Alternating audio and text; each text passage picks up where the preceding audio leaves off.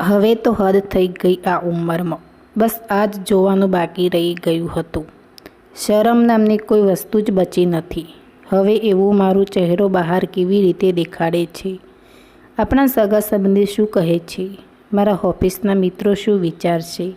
એક ક્ષણમાં અમારી ઇજ્જતનો કચરો કરી દીધો. દિલમાં નફરત અને ચહેરા પર ગુસ્સો લઈને વિવેક જોરથી ચિલ્લાવી રહ્યો હતો. ચાલો હવે તમને જણાવ્યું કે આખરી બાબત શું હતી. આખરે એવું તે શું થઈ ગયું હતું જેના કારણે વિવેક આટલો બધો ભડકી રહ્યો હતો. હકીકતમાં આશાબેન અને ભરતભાઈ એ વિવેકના માતા પિતા હતા. તેમનું એક બીજું બાળક આ દુનિયામાં આવવાનું હતું અને આ વાત સાંભળ્યા પછી જ વિવેકનો ગુસ્સો સાતમા આસમાને પહોંચી ગયો હતો. વિવેક અને સોનલના લગ્ન હજુ 5 મહિના જેવું થયું હતું ત્યારે વિવેક અને તેની પત્નીને ખબર આપી ત્યારે ક્રોધના કારણે વિવેકનું શરીર કાપી રહ્યું હતું. પરંતુ સોનલને મનમાં એક પ્રશ્ન ચાલી રહ્યો હતો કે આ બધાના કારણમાં સમાજમાં તેની ઇજ્જત કેવી રીતે ખતમ થઈ જશે. સોનલનો પતિ વિવેક તારે માત્ર 30 વર્ષનો હતો. સોનલની સાસુ અને સસરાના લગ્ન ખૂબ જ નાની ઉંમરમાં થઈ ગયા હતા અને તેની સાસુની ઉંમર પણ વધારે ન હતી. સોનલ અત્યાર સુધી એ સમજવામાં અસમર્થ હતી તેના પરથી કઈ વાતને લઈ આટલો નારાજ છે. પોતાની સાસુ સાથે તેને ખૂબ જ સંબંધ હતા. શોધી તેમને પૂછવા માગતી હતી કે તેમને શું ખાવા માટે મન કરી રહ્યું છે.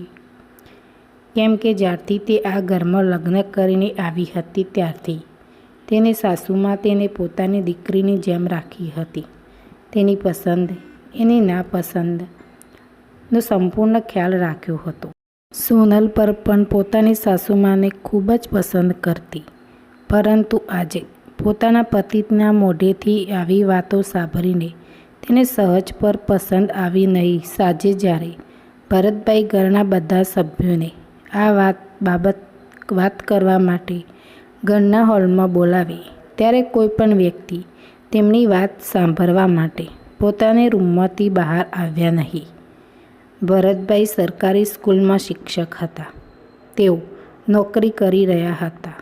હંમેશા તેવું થયા કરતું જ્યારે તે પોતાના બાળકોને બોલાવતા હતા ત્યારે ડરના કારણે જલ્દી તેમની સામે આવી જતા હતા.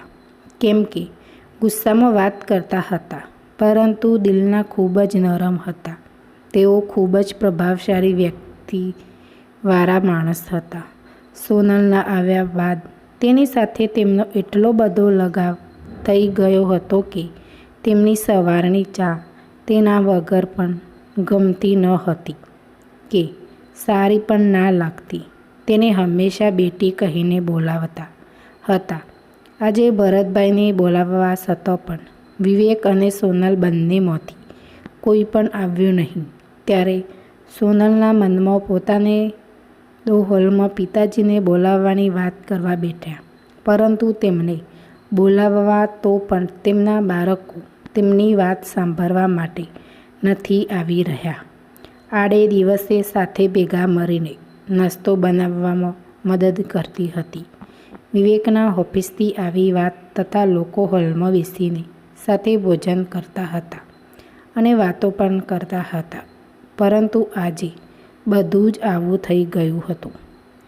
પરિસ્થિતિ સંભાળવામાં સોનલ પોતાના પતિ પાસે ગઈ અને કહેવા લાગી, સાંભળો છો, પપ્પાને જે તમને બોલાવે છે, શું તમે ભૂલી ગયા? સોનલની વાત સાંભળીને વિવેકનો ચહેરો ગુસ્સાથી લાલ થઈ ગયો અને તે ઊંચા અવાજ બોલવા લાગેલો, મારે કોઈની સાથે કંઈ પણ વાત નથી કરવી અને તું મારી પત્ની છે. જે હું કહું એ તારે કરવું પડશે. વધારે મગજ ચલાવવાની જરૂર નથી. સોનલ હેરાન તે કેવી વ્યક્તિ પત્ની તો સાસુ અને સસરા તરફથી તે કેમ નથી બોલી શકતી. પરંતુ તે ઘરમાં નવી આવી હતી એટલા માટે તે ચૂપચાપ બેસી ગઈ. ત્યારે દરવાજો ખખડવાનો અવાજ આવ્યો અને સોનલને દરવાજો ખોલ્યો ત્યારે તેમના સસરા ભરતભાઈએ કહ્યું, બેટા, પરંતુ વિવેકે કોઈ જવાબ આપ્યો નહીં. તે મોબાઈલમાં જોવામાં વ્યસ્ત હતો. ખોલ્યો, હું અને તારી મમ્મીને તમારી સાથે કંઈક વાત કરવા માગે છે. હોલમાં આવી જજો. એવું કહીને તે ચાલ્યા ગયા. કુસુમને બાદ કરીને બાકી બધા જ લોકો હોલમાં પહોંચી ગયા હતા. કુસુમને ઘણી બોલાવવાની કોશિશ કરું પણ તેમણે દરવાજો ખોલ્યો નહીં અને ફક્ત કહે, મને હેરાન ના કરો, હું એકલી રહેવા માગું છું. હાલમાં ભરતભાઈ પોતાની પત્ની સાથે માથું ઝુકાવીને બેઠા હતા.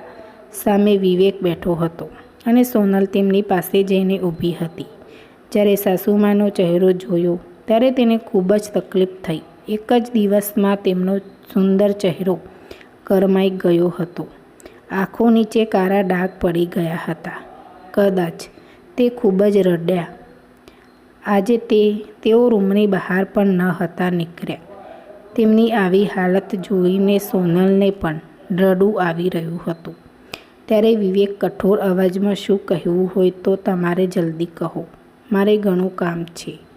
વિવેક આજ સુધી ક્યારેય પણ પોતાની પપ્પા સામે આવા અંદાજમાં વાત નથી કરી. એ રીતે કહ્યું, તમે લોકો બધું જાણી છો. ત્યારે વિવેક ગુસ્સામાં બોલ્યો, સામે જાણીએ છીએ તો હવે તેમને આ વિષયમાં શું કહેવું છે? અમે તમને શું કહી શકીએ પપ્પા? તમે કોઈ કહેવાનું રાખ્યું જ નથી. મને તો એ નથી સમજાતું કે હવે લોકોની સામે અમે શું મોઢું બતાવીએ. તમે લોકોએ તો અમને ક્યાંય જવાના કોઈ પણ લાયક રાખ્યા નથી. પોતાના પતિની વાત સાચી સોનલ ત્યારે તેમની સામે જોતી તો ક્યારેક પોતાની સાસુ સસરા સામે જોતી અને જાતે પોતાના કાન પર વિશ્વાસ ન હતો રહ્યો. ત્યારે ભરતભાઈ બોલ્યા, શું અમારા કારણે તમને લોકોને બહાર નીકળવામાં શરમ આવી રહી છે? ત્યારે જાય છે ઊંચા અવાજમાં કહેવાનું શરૂ કર્યું, તો બધી પછી બીજું શું? મારે ઘણા મિત્રો છે. સોનલના પણ પિયરવાળા છે. તે બધા શું કહેશે? આ વિચારી શરમના કારણે મારું માથું નીચે જોતી રહ્યું હતું. પોતાના દીકરાને આવી રીતે વાત કરતા જોઈને આશાબેનની આંખોમાંથી આંસુ વહેવા લાગ્યા. સોનલે ઝડપથી તેમને પોતાના ઘરે લગાવી દીધા. તે ખૂબ જ તકલીફ થઈ રહી હતી, પરંતુ વિવેક બોલી રહ્યો કે આ બધા કારનામા કર્યા બાદ અમે તમને હોલમાં બોલાવવામાં બેઠા છીએ. પરંતુ પપ્પા, હું ફક્ત એટલું જ કહેવા માગું છું કે હવે તમારી સાથે કોઈ પણ લેવા દેવા નથી. હવે હું ફક્ત મારી રીતે જ જીવીશ. અને બીજી બાજુ આશાબેનની આંખોમાંથી આંસુ બંધ થવાનું નામ જ નહોતી લઈ રહી. ત્યારે ભરતભાઈ બોલ્યા કે એનો મતલબ એ કે તમે ઘરના રસોડાના 2 ભાગ કરવા માગો છો, બરાબર ને? વિવેક સોફામાંથી ઊભો થઈ ગયો અને બોલ્યો, મને આ મહિલાઓવાળી વાતોમાં કોઈ લેવા દેવા નથી, પરંતુ તમારી સાથે કોઈ પણ સંબંધ રાખવા નથી માગતો અને તમારી સાથે રહેવા પણ નથી માગતો. ત્યારે ભરતભાઈ પોતાને આંસુ લૂછતા બોલ્યા, તો ઠીક છે, જો તું અમારી સાથે રહેવા નથી માગતો તો હું અને તારી મમ્મી પોતાના ગામવાળા મકાનમાં રહેવા માટે જતા રહીએ છીએ. કોઈ જરૂર નથી. પહેલાં તમે અમારી બધી જગ્યાએ મજાક બનાવી ચૂક્યા છો. આવું કહીને વિવેક બધાને રૂમમાં ચાલ્યો ગયો. બીજી બાજુ હોલમાં બંને માતા પિતા પોતાના બાળકનો વ્યવહાર જોઈને ખૂબ જ રડી રહ્યા હતા. ઘણા બધા દિવસો વીતી ગયા છતાં પણ ઘરમાં પહેલી જેવી રોનક બદલાઈ ગઈ. આવી પરિસ્થિતિમાં કદાચ કોઈ તેમને સારું સમજી શકતું હોય તો તે તોની વહુ સોનલ હતી, જે તેમને સંભાળ રાખવામાં ખૂબ જ કોશિશ કરતી હતી. તેમની સાથે બધા જ કામમાં મદદ કરતી અને તેમના વાળમાં તેલ પણ લગાવી આપતી. પરંતુ સોનલ એ મહેસૂસ કર્યું કે તેમની સાસુમાં હવે પહેલાંની જેમ રહ્યા હતા સોનલ અને ભરતભાઈ. તેમને ખુશ કરવા કોશિશ કરતા, પરંતુ તેઓ વધારે સફળ ન હતા થઈ શકતા. વિવેકને ત્યારે પસંદ ન હતું કે સોનલ એમના માતા પિતા માટે કંઈક કરે, એટલા માટે સોનલ તેની ઈચ્છા હોવા છતાં પણ તેમની પાસે ન જઈ શકતી. એક દિવસ જ્યારે વિવેકને ખબર પડી કે તેમનો સગો પુત્ર નથી, ત્યારે તેના પગ નીચેથી જમીન સરકી ગઈ હતી. કારણ કે જે તેમનાથી અલગ જ રહેવા માંગતો હતો એ તો એમના વિશે ખબર એટલે બધા ભેગા મળીને ખુશીથી રહેવા લાગ્યા અને આશાબેનને એક છોકરાને જન્મ આપ્યો અને એમની વહુ સોનલ પણ એના સાસુ સસરાની ખૂબ જ સેવા કરવા લાગી.